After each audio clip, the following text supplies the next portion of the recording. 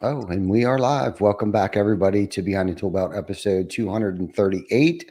Thank you for joining us on this Wednesday edition. Today, we have another special guest. Stay tuned. We will be right back after our short intro from our sponsors.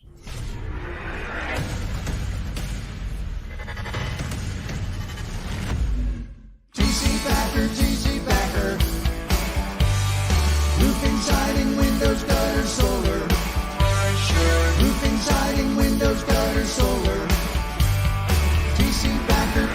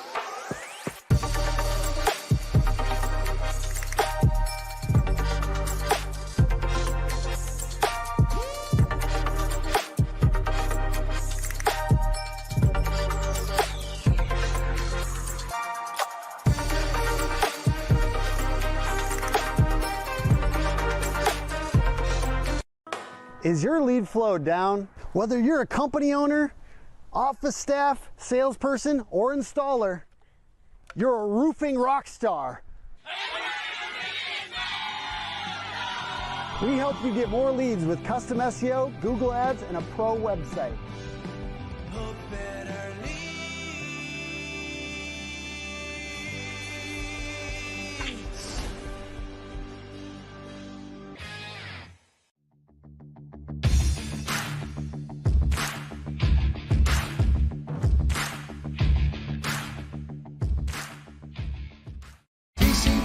TC Backer. All right. Welcome back, everybody. Happy Wednesday, and thank you for joining us on your lunch break today. Hopefully, you're not going to get in trouble. Hopefully, you're clocked out and off to watch. And we're bringing you a wonderful special, and I say special because of the special niche, the special industry.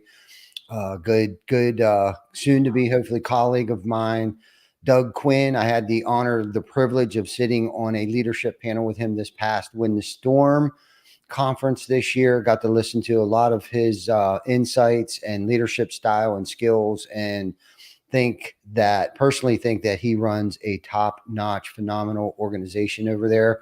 My friend, Doug Quinn, how are you, buddy? Doing good. How about yourself? Fantastic. Couldn't ask for anything better. I mean, it's almost scary on how things are going personally, professionally. Business is good. I too own a roofing business. Like many of our viewers on here watching today or will watch this on the playback, but things are great, man. Thank you for asking. Excellent. Well, the one thing we know is any given status on any given minute is temporary. Yes. So if things aren't going well, hold on, it'll turn around, it'll get better. And if things are good, savor the moment because tough times are coming. Yeah, no doubt. All it takes is one text message or a phone call away from complete disaster. So no pun intended when I said disaster. Speaking of which, we had some recent storms up here last night. We had a tornado touchdown. I am coming from right now, South Central Pennsylvania. We had a tornado touchdown with some hail, high winds, things like that. So our team right now is out in the community trying to help homeowners get tarps on their roofs, probably some tree removal we also have a landscaping business. So I'm sure Corey's getting calls about some trees and debris and stuff like that in the road and people's yards like that. So So Doug, I had like I said earlier, I had the honor to sit on a panel with you, which I felt was very special, at least special to me, because to be hand selected to speak on a leadership panel, because that leadership seems to be a big catchphrase nowadays, leadership and stuff like that. But I took it to heart, and to be able to sit up there with who I feel is an innovator like yourself, an original, an OG to our industry. You are definitely no stranger when it comes to insurance, restoration, roofing, storm damage, things of that nature. Why don't you give us a little bit of a brief background of who you are, what it was like, what it's like now, and basically how you got here, and then we can talk about the American Policy Association, and then I would love to also touch on your nonprofit organization and the United Survivors Disaster Relief at some point throughout the show here. Yeah, and all those efforts come from past experiences, right? I'm a big believer. I learned a philosophy earlier in life that you can't cure all the suffering in the world, but you can address what's right in front of you. And if you embrace that, then maybe you can understand that there's a reason why this particular suffering is right in front of you, because perhaps you're the person with the abilities and the resources to do something about it. So, we sort of take the experiences we go through in life, the lessons that we learn, and what normal people go through is, they'll experience some type of a trauma, some type of an issue. They'll fight their way through it. They'll learn how to get through it and get to the other side, and then they go on with their life. And the problem with that is, you lose a lot of what you've learned. So we sort of make it a point to, okay, I made it through the fire. Now I'm going to reach my hand back for the people that are coming behind me and help them make it through the fire. So, look, I was living the dream. I was living in a beach house on the Jersey Shore, single guy, and everything was great. I had a great, career as a financial advisor, unlimited income potential. My firm was owned by one of the country's largest insurance companies. So I had grown up in the insurance industry for 20, 30 years. I am a big believer in insurance. I still am. But when my home got wiped out in a natural disaster, Superstorm Sandy, I started to see the other side that, it's not always what the TV commercials promised you. And, I want to be clear, insurance is a very important risk management tool that the average person can handle a loss that would otherwise be catastrophic and set their family back for generations. It's a way that they can get through that, recover, and resume a normal life. That's the way it's supposed to work. It doesn't always. So we're here to address to make sure that it does. But, I got wiped out. My insurance company, my house wound up being a total loss. My insurance company offered me 37 cents on the dollar. They sent an engineer out who basically said, this was pre-existing condition. This was earth movement, shifting of the supporting soils, which conveniently was an exclusion on my policy. And the more we started, and, look, my big believer in insurance, grew up in the insurance industry. I just kept thinking, it's a mistake. They just don't get it. Maybe I'm not articulating clear enough. Maybe I need to send more pictures. They're just not getting, it is a mistake. And in retrospect, it was not a mistake. It was a strategy. It's a strategy that they employ all over the country. Delay, deny, defend, using experts as a tool of denial, and basically whatever language you want to apply to it.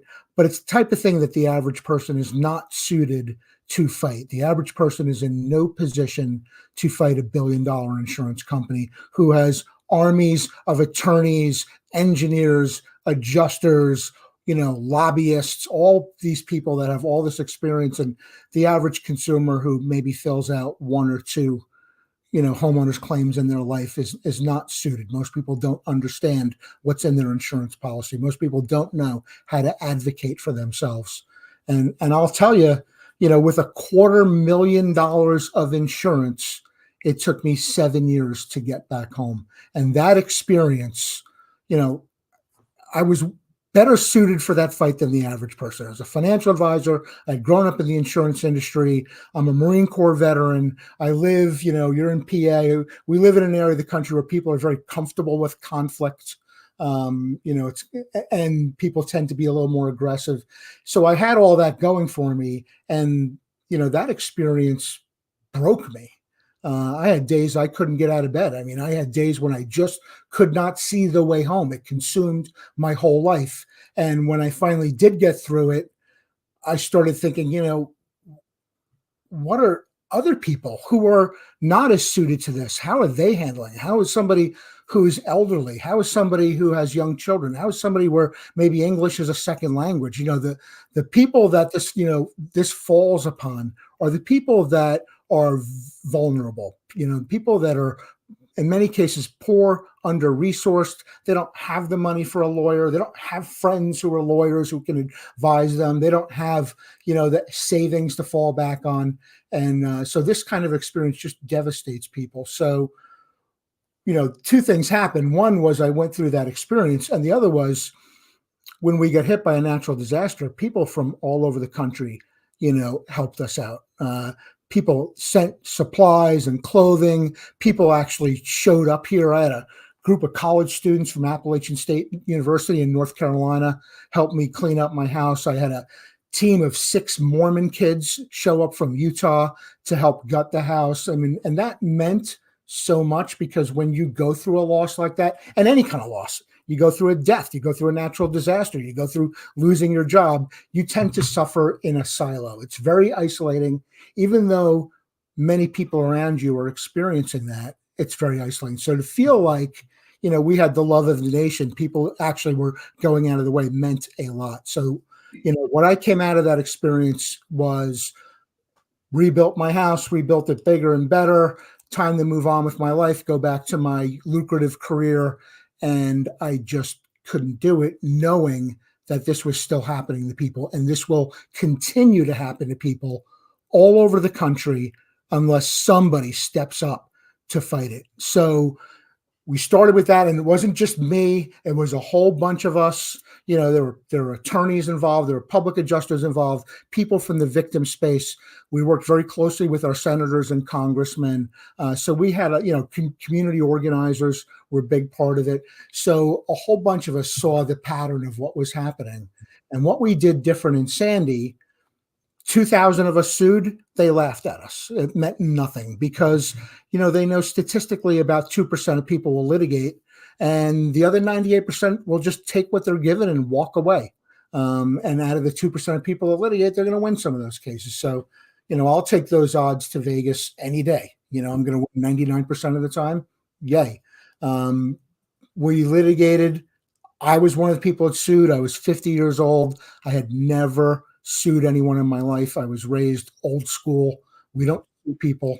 We work for our money in this family. So I was actually ashamed to have to go that route. And I made it a last resort, because I tried everything, and they backed me in a corner to where I had no other choices. So, having no other options, I went that route. But even then, it was a joke to them. But what we did differently in Sandy was we got the New York Attorney General to raid an engineering firm on Long Island and seize all their files.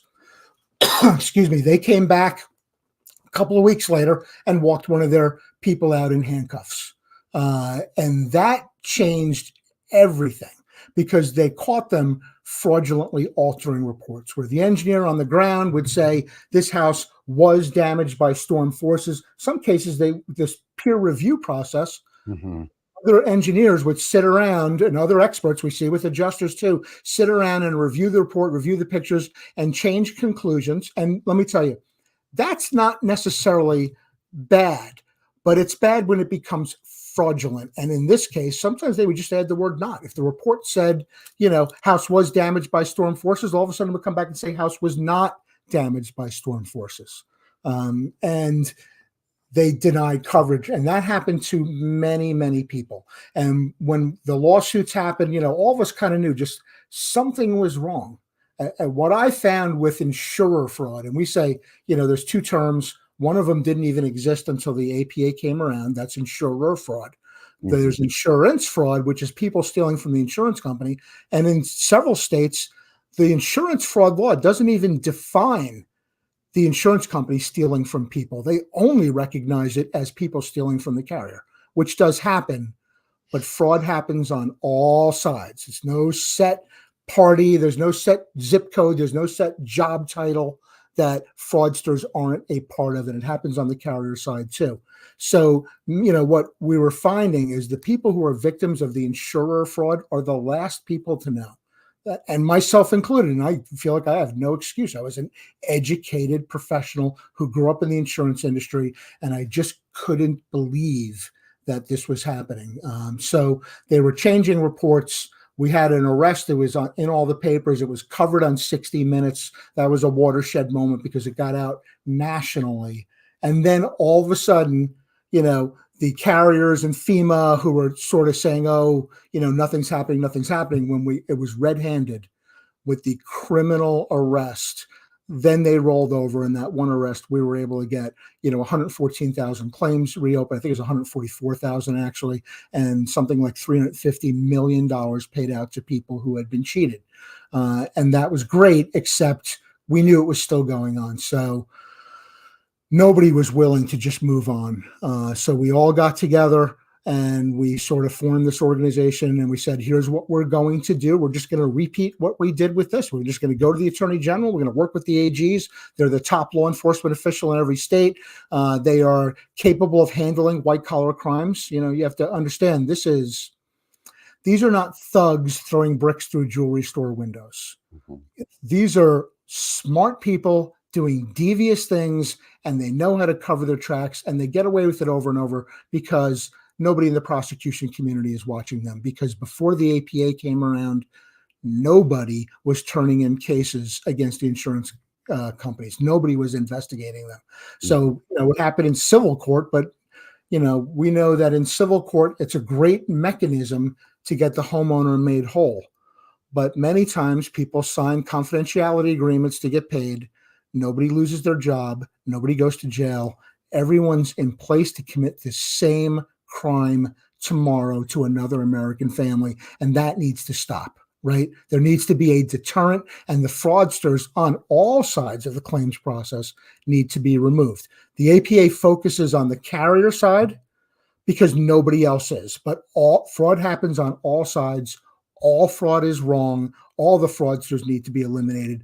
But there's many, many organizations and mechanisms, and every public prosecutor is equipped to go after people who steal from the insurance company, but nobody is investigating cases by the carriers or the vendors they hire, such as third-party administrators, engineers, etc. So, we started the APA, and then sort of, USDR happened almost on a whim, I'd say. It was maybe 5 years after Sandy.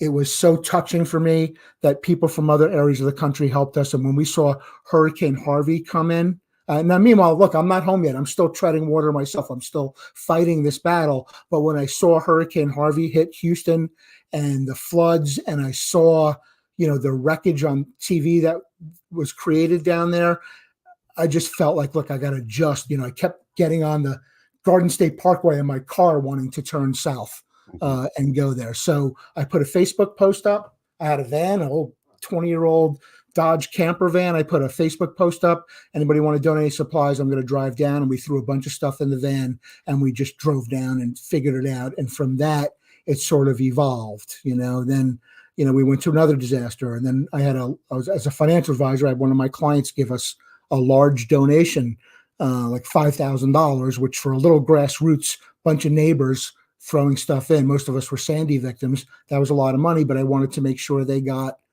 a tax deduction. So now we got to form a 501c3 so they can get a tax deduction. Now I got to come up with a name. I got to come up with a website, come up with a mission. We sort of backed into just from throwing stuff in our van and going down to what we do now, which is we're still small scale. It's all volunteer. Nobody gets paid.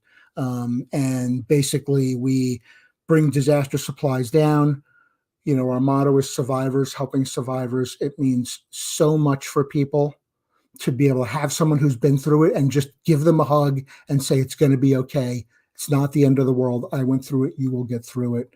We'll bring past trauma survivors down, first responders, law enforcement, firefighters, some military veterans, survivors of past disasters, because we find it's very therapeutic for them as well to do this. We do some education on disaster trauma, which is the dirty little secret that nobody talks about. And we'll also help fund organizations that spring up organically. When people say, hey, I want to help my neighbors, you'll see some people in the middle of hell, they lift their face out of the mud of their own crisis and say, how can I help those around us? So we will give them micro grants and hook them up with a nonprofit CPA here in New Jersey. His name is Tony Novak, and he'll get them set up with a 501c3, and we'll help fund them to do that. Now, sort of teach a man to fish. Now they can solicit tax deductible donations. So those two organizations came out of what we had lived through personally, and just made the commitment to say, hey, we're not going to let this keep happening to people. We have to do something. And of course, the APA was the really groundbreaking. There's a million disaster relief organizations out there. But there's never been anything like the APA. There's never been in American history an organization that just focuses on vetting criminal allegations against the insurance industry and the vendors that they hire. We had to figure out from scratch. We're still figuring out from scratch. We're still a new organization, but we've gotten huge traction, and just the very fact that we're out there, and we will continue to grow and make more of an impact on the market. The fact that we're out there means a lot to a lot of people. Yeah. Wow. What an amazing story. I'll be honest with you, Doug. I have goosebumps right now listening to you. I have had the honor and the privilege to travel with a lot of your coworkers, your co-leaders. We've seen them at just about every single roofing conference known to man. But I've never heard that side of like how the APA got started. And I got to be honest with you, it gave me goosebumps. And what I liked about your story is how you started this out, your mission. Okay. It started from trauma, like some form of trauma that you experienced. Your house was destroyed. And what's even craziest about this story is like, you're right in our backyard here. I remember Sandy, like not like it was yesterday, but I do remember the devastation, because that's very unlikely for us up north. Not that it doesn't happen, and not that we don't get storms like that up here on the coast, but it's very highly unlikely for us to get a devastating storm like that. So to listen to how you almost like a phoenix story, like where you risen, you have rised from the ashes, right? Like you realize like, okay, there's a lot of fraudulent activity going on. If I'm dealing with this, and I'm an educated guy with some, some spice behind me and willing to fight in the grit, I can't imagine what other homeowners that aren't as educated or have the financial backing that you may have had, like how badly they're being taken advantage of. And it sounds like you just like went on a mission. I experienced this bad stuff. All these other homeowners are going through it. And it just kind of like strike that fire in you to want to fight back. And you had identified right away, maybe you didn't know that it was fraud at the time. I'm sure you know more about it now than you did then, but you just knew something was off. Like you said, like there was something off. And it sounds to me, it's like it at times I'm sure you could imagine, I can imagine that it seems like it's a losing battle, the battle that you're trying to fight right now. But with the passion that you have for this, I'm sure you've made a dent, maybe not in the entire insurance industry, but I would imagine how tiring would it be? Because I'm sure it goes on. Like you said, there's fraud on both sides of it, from the contractor aspect of things to the homeowner insurance fraud. And I'm glad I also like this other point was that you brought up the insurer fraud and insurance fraud and differentiating the two, because I just wanted to make that point clear for our viewers and listeners right now. What Doug is talking about is like defending the consumer, defending the contractor at times, defending us, the people, I guess, against big business insurance companies that are trying to take advantage of those of us that have paid insurance, sometimes for decades, haven't filed a claim, something devastating happens and they just don't get the financing that they need from the insurance company to rebuild their home, refinish their basement, whatever the case might be, even car insurance at times, a lot of times. So I just wanted to make sure everyone understood that, like, what you stand for, what you're trying to do. You're not actually working for the insurance companies. You're working for the insurer, the person that is insured. And you're the voice advocating for those of us that may have experienced a bad experience with the insurance company. So Doug, tell us about, a little more about the American Policy Association. Like, how many people do you have working for you? Like, what do you do? Where do you go? And like, what, like, are you in the courtroom all day long? Like, what is it that you guys do? And is this like a membership thing that we can sign up for? And if we do, like, what benefits would we get from it? So tell us what it is that you guys do. Is there a membership? If so, what benefits do we get? So we're a consumer protection organization, and we are here to give voice to people who don't have a voice. We're here to defend people who cannot defend themselves. And that's an American spirit to do that. That is in our nature. That is our tendency. That's how we got started, standing up to oppression, standing up to injustice. And we all have that in our DNA. And that's what we're here. We're here to defend the consumer. And what we say to most people is, anybody can join the APA, right? Your consumers can join for free, and the people that are in the industry that are making money in the claims business on all sides are welcome to join, and they pay dues, and they're the ones that fund it. Because the reality is, look, you make a good living in this business. We talk to many people who are very, very successful, in whatever trade they're doing, or attorneys, or public adjusters, or restoration contractors, engineers, etc. And maybe you just don't have the time or the ability to stand up and fight this the way that we can. And maybe you won't have the credibility because people are saying, well, it's just an attorney trying to, protect his profits. It's just a roofer trying to get more jobs. People can't say that about us because we are here to defend the consumer. So look, if you're doing well in the business, but the people that are putting food on your table, your customers, are getting taken advantage of by one of the most powerful industries in the country, if not the world. And I can't emphasize that enough. And somebody's got to defend them. And maybe this is just a way that you give back. I'd always learned in business, you don't ever just take from a community. You don't just, cash your check, make your money and go on your way. You should be giving back to the community that supports you and supports your family. And this is a way to give back. It's not the only way to give back. There's lots of ways to give back. You should be doing something. And I always say, look, America is a wonderful country. You can get rich. You can do it ethically and honestly, and you can have a little extra to give back to people that aren't as fortunate as you. And if you can do those three things, then you're successful in my book. So this is a way to give back. And here, let me ask you this question. Okay.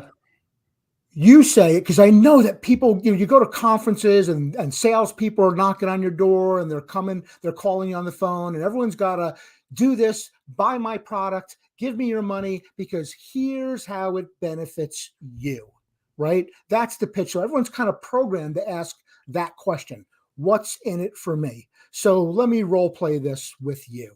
What if I told you nothing? What if I said there's nothing in it for you? You make a good living. This is a way that you give back to the people who put food on your family's table. And this is a way that you maybe give a little bit of your money, a little bit of your time to help the people who cannot fight for themselves. Is that enough for you? Yeah. Thank you. Now I know I'm talking to the right person. Yeah. Okay? Because I want to know who's in the trenches with me when the bullets start fighting. And we are going against the alignment of money and power in America. And most countries, you do that, you wind up in a ditch somewhere. And there will be consequences. We've all made our peace with consequences that would come out with going against such a powerful industry. But I want to know who's in the trenches with me when the bullets start flying. So now, by the way, now that I know that your values are straight, there is something for you. You know what I mean? You have the opportunity to network some of the top leaders in the industry. I saw your little boxes in your intro of all the people you've had, all the leaders in the industry you've had on your show, and a large percentage of them are APA members. A lot of people don't know that because we don't necessarily release our membership because people, we don't want people to get picked off. They're afraid of retribution. Some people work both sides. Other people are out there with the shirts and the hats and this is who I am. This is what I do. I'm about the APA. You don't like it, go pound sand. But, we don't necessarily release our membership list to anybody. So, it's an opportunity to network with some of the top leaders in the industry. It's an opportunity to be part of a team that actually has had somebody arrested for cheating consumers in favor of insurance. It's the opportunity to be able to show your consumers, hey, I'm different. I'm not just here to make money. People put the logo on the sleeves of their shirts. They put them on their trucks. They put them on their email sign off. I'm here to help protect you. I give some of my money and some of my time to be able to do that. And you distinguish yourself apart from the competition because, again, you're a give back kind of person. We do a conference every year with our core members. We have some pretty high-end speakers come in. It's for free. It's included. This year we're doing it in Nashville. I mean, in the past, we've had the Attorney General of Colorado. We've had Jay Feinman, who wrote Delay, Deny, Defend. We had a PhD economist from the Federal Reserve Board of Governors come and speak. I mean, we've had some.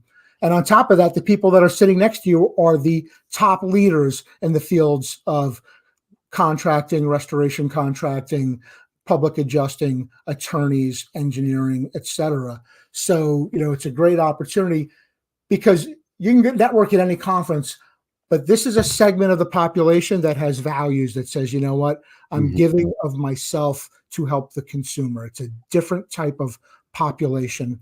And by the way, it's a new organization. We're just 6 years old this week. Wow. To give you an idea, the other organizations that are sort of in the consumer defense space or the fraud fighting space are 30, 40 years, 50, 60. The Consumer Federation of America is 60, 70 years old. They've been around forever, and we're doing a segment that nobody else is doing. So a lot of these people, it's a leap of faith. Imagine when we first started, we're like, here's what we propose to do. And we had a lot of innovators. It kind of worked out well because a lot of people sat on the back and said, let's watch and see how this goes. But the innovators came forward and said, ooh, if you ever see Golden Circle Marketing TED Talk, it's amazing. So the first 1.3% of the population are innovators. There are people that see a problem and there's no solution. They create that solution. The next 13% are what we call the alpha consumers, the people that see it. It's not really where it's meant to be yet. Other people are sitting on the side saying, let's see what this is. But they say, I like where this is going. I'm going to jump in and help make it happen. And then the next percentage is what's called the early majority. Then you have the late majority, and then you have the laggards. We started, rather than just let's get 1 million people signed up, let's get a huge pyramid of people piled up. We just started with the top, that 1.3% of the innovators and the alpha consumers, the early people, because they're the ones that would help us build this. And we figured, we'll go for big numbers later. Right now, we need a small circle around the table to say, how do we do this? How do we, if I want to start a roofing company, I can go to a conference. I have any number of experts and coaches who, and gurus who help me. I can go to a YouTube video. You know what I mean? I can take a class and it'll tell me how to start a business. Yeah. For what we do, there's nothing. We had to figure it out as we went along. We had to, we basically have to write the book on doing this because it's never been done before. And matter of fact, when this is said and done, we will write the book because it's some pretty interesting stories. So that's kind of what we're saying. Listen, if you're the kind of person that says I'm successful, I'm going to give a little bit back to people that are, and we're not talking a lot of money. I mean, you could join as a professional member for $84 a month. Your whole company can join for $2,500 a year as a company membership. $84 a month, that's a cup of coffee a day. That's not bougie Starbucks. That's 7-Eleven, or since we are in the same area, Wawa coffee a day. And we always say, look, if you like what we're doing, buy us a cup of coffee, because it takes money And it takes balls to go against one of the most powerful industries in the country. And I'm not joking. They are the second biggest spending on lobbying money. The first being big pharma, but insurance is right behind them. And, I'm a veteran. We all learn government for the people, by the people, of the people. But I will tell you that money brings a lot of power and influence. And there are meetings and sessions and one-on-ones and face-to-faces with the people in power in this country that you as an average person will never get to attend. But if you're a large, wealthy industry, corporation, wealth family, all of a sudden you get invited because it takes money to, it's a cycle. It takes money to get elected. And the people that have the money are people that are already, wealthy and have that power. So there's this little circle of the consolidation of wealth and power. And we're going against that with a tiny little nonprofit budget. All our people make way less than what they're worth out in the market. Everyone puts themselves at personal risk to do this.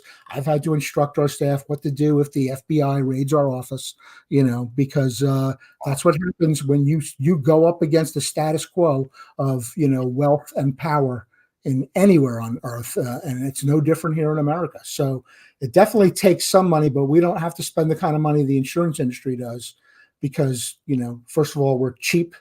We scrimp by in a nonprofit budget. And we do power analysis on what is the best way to accomplish what we're trying to do. We have some pretty good grassroots community organizing background with a few of our people. We have some great legal background with some of our people. We have some great financial background that we come from, so we know how to get the best bang for our buck. But the bigger the team, the better our chances are winning, and that's how we win. I promise you. For all their commercials and fighting over market share, the insurance industry works very well behind the scenes together. Very well. They co-fund organizations to defend their interests. They do the lobbying. They basically share information and intelligence with computer banks. They work really well behind the scenes. And that's the one problem with your constituency, not so good, right? And look, I get it. Like I say, it's male egos and competition, and it's hardwired into us to, not just dominate the competition, but to destroy the competition. But the APA tent, we say, is the place where we all come together because we all have the same common value that consumers should not be getting cheated by this powerful industry, and the fact that that's happening. And by the way, they're demonizing your constituents. They're demonizing. If we're talking to a lot of contractors on this show, I get it. Guess what? You're almost public enemy number one to them. And they create all kinds of ads and billboards and radios, spots and memes, which is, contractor fraud, crooked contractor, report contractor fraud, scam contractor. They're constantly putting out this narrative against you. And when we work together, that's how we win. When we share information, when we share intelligence, when we share how we're overcoming the tactics that are put out by the other side, that's how we win. It's real important. The APA is one of the ways. And look, there's some great associations out there too. The APA is one of the ways that we can get together, share information, share strategy, share intelligence, and actually make an impact and do something. And a lot of what we do is calling bullshit. We have a phenomenal media outreach. We have a great relationship. We have a lot of reporters that we've isolated that have not just the intelligence to understand what's going on behind the scenes, because it's fairly complicated, but also the editorial support and legal support to print it.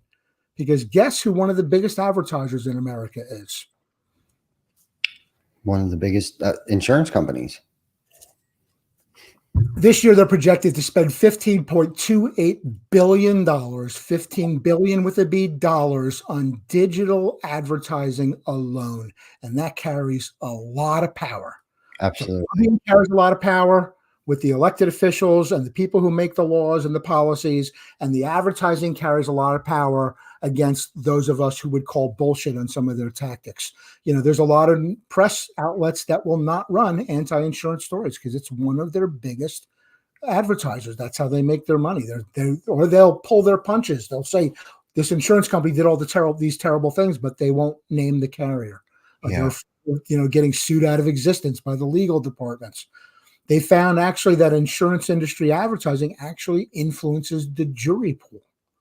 Oh. People are, ooh, they wouldn't do that. They're my good neighbor. You know, why do you think you can't watch a TV show without seeing 3 or 4 or 5, insurance company advertisements? I can't watch a YouTube video without the gecko or flow coming out, And I'm always cautious. Again, I'm not saying everyone in the insurance industry is bad. There's some wonderful people who work in the insurance industry and who believe in the mission. Insurance is a very important tool. There's a lot of people that do what they can to make it happen. But there are too many people who pull bullshit and hurt the American consumer, and nobody's been calling them out. And that's what we're here to do. Yeah. And there's nothing wrong with accountability, right? In anything that we do. And what you've done and what you've put in place is just a measure of accountability. But Doug, you covered so many good things. Again, gave me goosebumps. You were talking about the impact.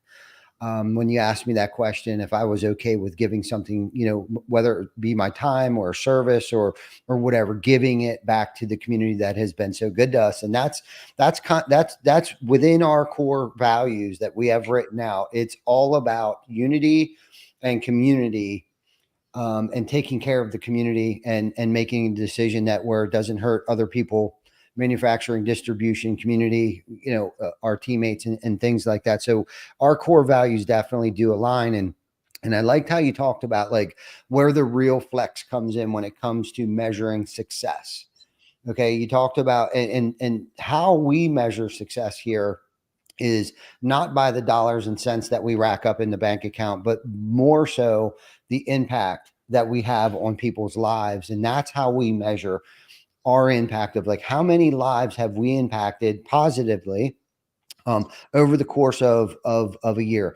One of our missions that we go on is that, whether it doesn't matter if it's our location here or the ones that we have down south, we have to participate in at least 10 community activities, charitable events per location per year. So no sooner one's over, we have a committee focusing on what is our next community outreach. Is it a food drive, diaper drive, a free roof for someone that can't afford a roof? And the list goes on. We feed, over 1,000 people the night before Thanksgiving. We close down the day before Thanksgiving. We've done it for 4 years.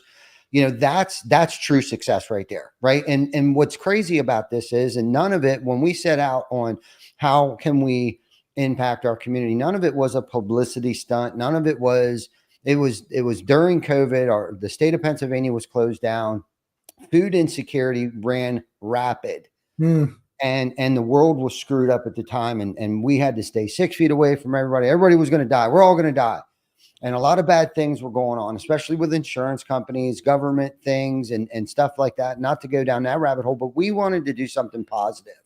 We shut down an entire city block in the city of York with no permission from local government officials or anything like that. Now, they were notified and they came down. We set up 21 turkey pots, deep fryers, and decided that we were going to beat the Guinness Book of World Records, simultaneously deep frying 21 turkeys at one time and feed whoever came up at a curbside stop, pick a bag of food up.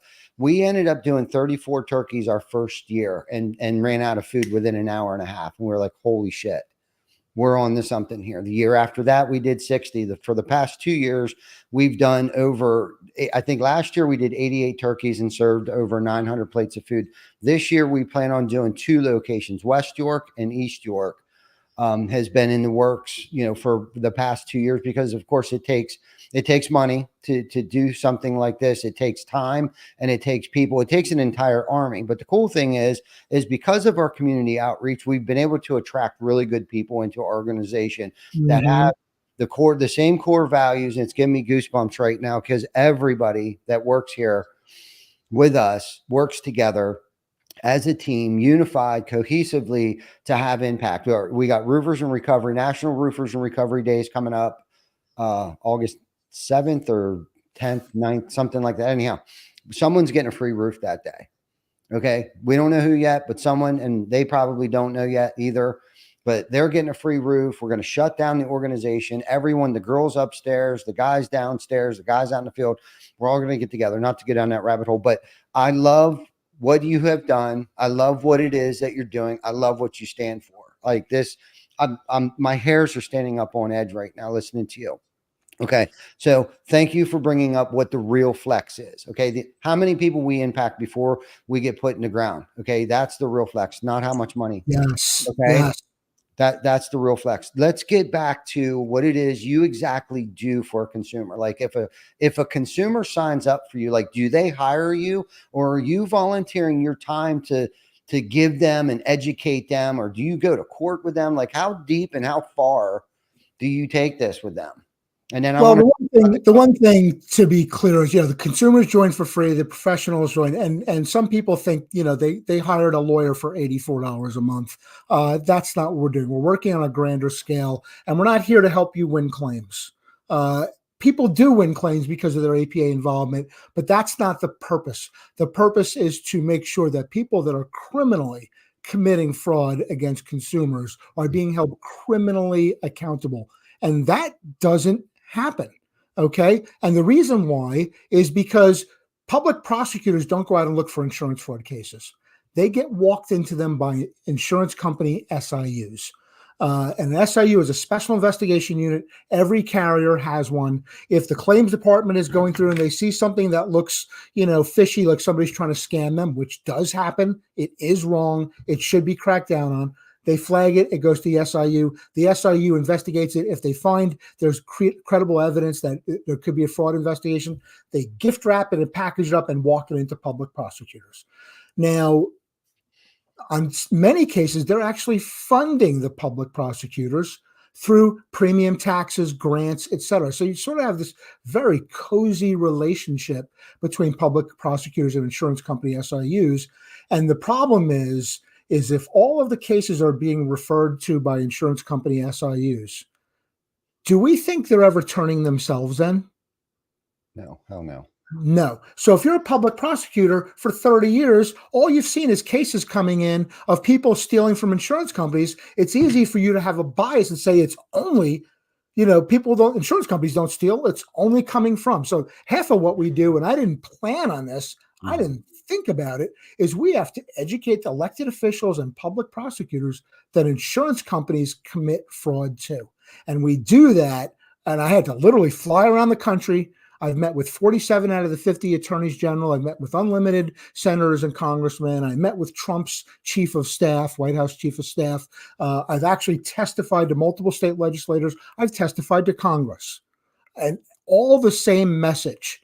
Insurance carriers are committing fraud too, or the vendors they're hiring are committing fraud. Fraud happens on all sides and it needs to be enforced. So a lot of what we do is just getting the message out there and educating the people in power that you need to do something about this. And then we're also educating consumers on how to defend themselves. If you go under resources and tools and resources on our website, there's a bunch of free literature that we've written based on our members' personal experiences that helps people defend themselves.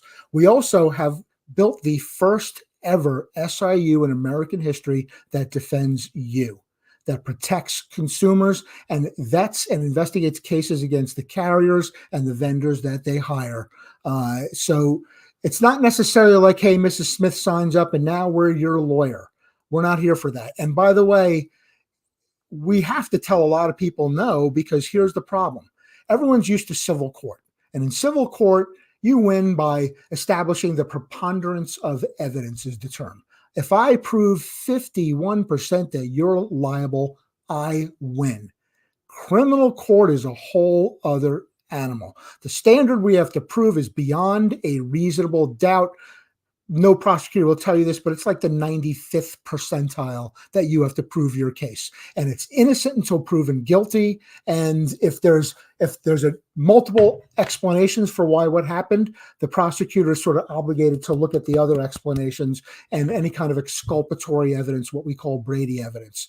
So we have a lot of cases that are referred to us that you could see there's fraud there, but there's no evidence. And in the end, we have to bring this to a prosecutor. And the prosecutor will look at it's not like, here's what I learned. Nothing is like you see on TV. A tiny, tiny percentage of the crime in America gets prosecuted. Tiny. And the prosecutors don't like charge you, like you see on TV just to bother you and rattle your cage. They have limited resources. They're obligated not to waste public resources unless they think they can win the case. So when you turn a case to a prosecutor, they're going to look at three things. What is the crime that's alleged to have occurred, the violation of the state penal code? What is the evidence that this crime occurred? And three, what is my odds of convincing a jury of their peers beyond a reasonable doubt that this person is guilty? And if those pieces aren't lined up, they're not going to take the case. Our own prosecutor, we have one of the top insurance fraud prosecutors in the country, work for us. He ran a $13 million a year unit in one county in California, just focusing on insurance fraud.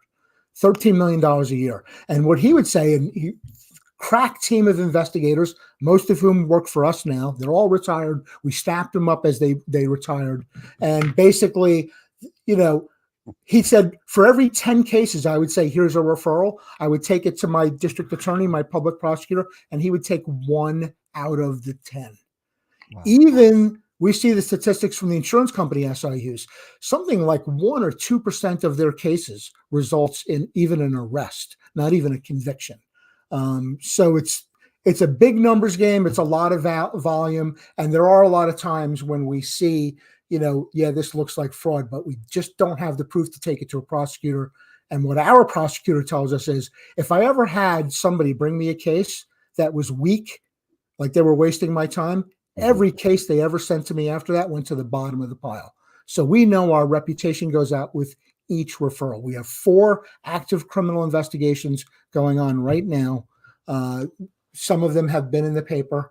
Like I said, we have a big press reputation, and people that we work with. We've been in the Washington Post, New York Times, Newsweek magazine, Business Week. We've been in Shot with NBC with Lester Holt, one of the top 5, not just news programs, but TV programs in America. We just shot with a big media outlet that is a household name. I can't release who it is, but that will be shown in September. So, we have a lot of influence to be able to put, like, we're calling shenanigans on this. Mm-hmm. Companies are saying, hey, we're losing money. We have an underwriting loss. You're supposed to have an underwriting loss. An underwriting loss does not mean the insurance company lost money. Mm-hmm. And Warren Buffett is one of the few people in America that actually do insurance right, will tell you, you're supposed to have an underwriting loss. There's 2 ways you make money in insurance in America.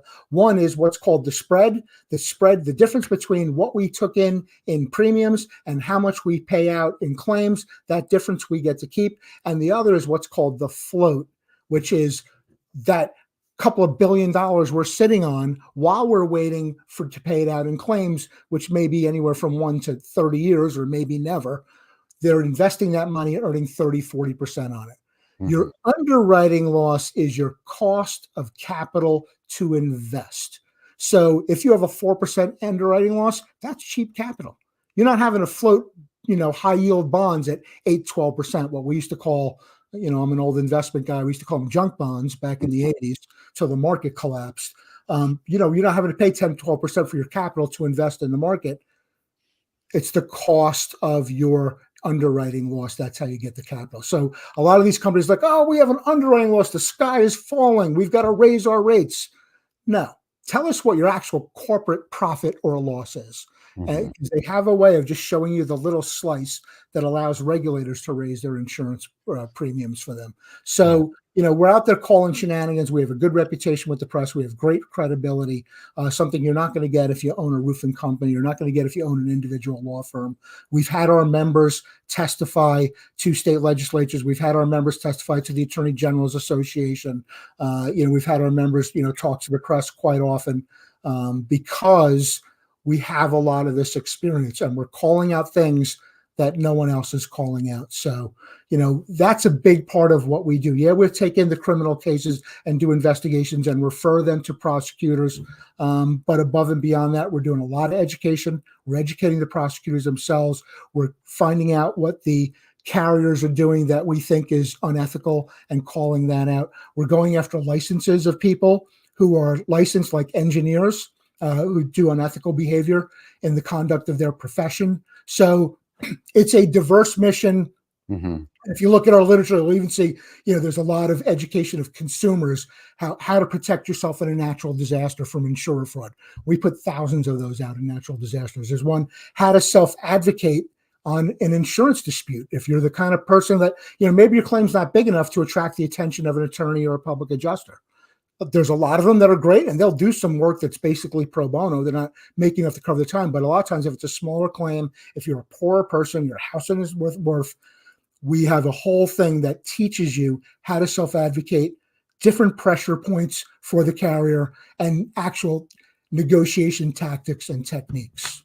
Yeah, I like that. I like how you finished off what you were just saying, and for clarity purposes for anybody that's watching this or will watch this, what you're doing isn't for the contractor and how to win more jobs through insurance. What it is, at least from my understanding, Doug, is that you're here to educate the consumer, whether I be a contractor or not. I own a home, I have insurance, or just regular old Johnny homeowner who doesn't know if they're being taken advantage of by the insurance company or not. So Vic posted your website in there, www.apassociation.org.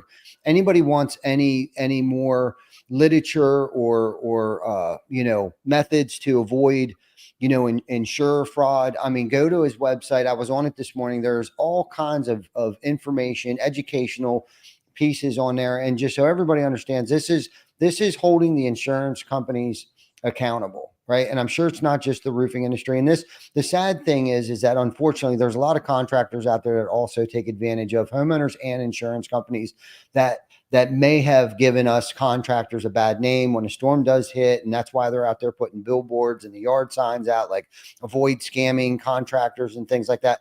Like you had mentioned earlier, there's bad apples on both sides of that fence. Mm-hmm. And I love the fact that you were the one to step out of your comfort zone and defend the consumer against those bad apples in the insurance industry. And it takes a lot of balls. You said it earlier, and I think somebody commented in there and kind of chuckled, it takes big balls. And it is. And you're not just you, but your team and all the retired people that have came to work for you. Big shout out to all those people too, because I can only imagine that it seems like it's a losing battle at times. I'm sure, at least from my perspective, looking from outside into you guys, I can imagine that. I'm sure it's very tiring, very, very time consuming, but thank you for everything that you do. And before we get off here, we're coming up on our 1 hour here. Doug, you've left us with so much. I know so much more. And just know this, we're going to be signing up as a contractor, just to support the cause. I believe, I think it shows our authenticity, our ethicalness, as a contractor, that if we're supporting someone that is fighting a good cause that you are, I think that's just one good aspect that, like, I would put the sticker on my truck, APA sticker on my truck anytime. But before we get off here, and I want you to leave our viewers with something. It can be something personal, it could be something professional, or a combination of two. Leave us with something that we can take away from here and apply it in our daily lives, if you don't mind. Well, I will tell you this, what you can apply in your daily lives, and it actually, is relevant to what we do. There's justice and there's fairness and there's overcoming hardship, and it's hard to do, right? It is hard for us to stand up to this powerful, powerful industry, but it needs to be done. Do we quit because it's hard? No, tough shit, fight harder. We don't quit. That's what we do. If in our soul we say this is the right thing, then we will continue to fight. And many people on our team have made huge sacrifices to do this. Was it easy for a bunch of shopkeepers and clerks and farmers to pick up a musket and fight the most powerful superpower on the planet and create a country called America. Imagine what they did. The people that signed the Declaration of Independence, basically it was an invitation to get hung as a traitor. Sign their names and on a document that everyone was going to see and put everything. And these were people of wealth and power that did that. But you also looked at people that, were basically simple people. They were not professional soldiers. We didn't have a professional army, but they said what's happening is unjust. It is oppressive. It's not fair. And maybe it's hard to do. And maybe it looks like the odds are against us, but we're going to step up and fight anyway. You fight for what's right, regardless of what your odds of success are. If you're the kind of person that just takes the fights that you can win, well, I suggest you're a pussy, right? And there's no room for that in our America. We stand up for what's right, whether other people agree with it or not. And that's what the APA is here to do. Absolutely, it's a challenging mission, but I promise you, we will win. And the more people we have on the team, the better chance we have, the quicker that we'll get there. But we don't quit, and we will 100% win. And you should go into that with every day of your life. That's how you leave your house in the morning. So if you're again, I can't tell you how many times in 7 years trying to fight to get back home, fighting against the insurance industry, the federal government, my state government, my own town, like everywhere, my mortgage company, everywhere I turned, there was someone there trying to kick me in the balls. And how many times, like I just said, maybe I just throw in the towel and I sell my property for whatever it's worth. Don't even worry about building the house. And then I just had, what I said? I'm going to build this fucking house, and I don't care if I build it and light it on fire afterwards. I will not let them win. This is wrong. And then when I built my house, I said, you know what? We're not going to let them do this to other people. We're going to stand up against this injustice. We're going to stand up against this oppression. And in doing that, we become the people that we're meant to be, right? And standing up, it's great to make the money. It's great to have the trucks and the power and all the finances. There's nothing wrong with that. But again, we want to have that little bit to stand up for people who can't defend themselves. And the APA is one of the ways that we do that. Amen. Amen. Way to cap this episode off, Doug. Big shout out to you and your team, and kudos to you. I love everything that you had mentioned. I'm sad because I haven't got to know you sooner. Because dude, you're definitely a person that I would want in my circle. And we're probably only 2.5 hours away from each other. So anyhow, let's stay in touch. Thank you for coming on the show. Thank you everybody for tuning in. If you came in late, please go onto our YouTube channel, Facebook channel, Spotify, Google, Apple, all that stuff. Please catch us, love, comment, share it. Let us know what you think. Give us your opinion, right, wrong, or indifferent. Thank you guys for tuning in. And Doug, thank you so much for everything that you fight for the consumers. Thank you for everything that you do. And big shout out to your team and support that you have out there. And just know that we are signing up and appreciate that everything that you and your team do on a daily basis. So thank you, Doug. Excellent. Thank you for having us and giving us this opportunity to speak.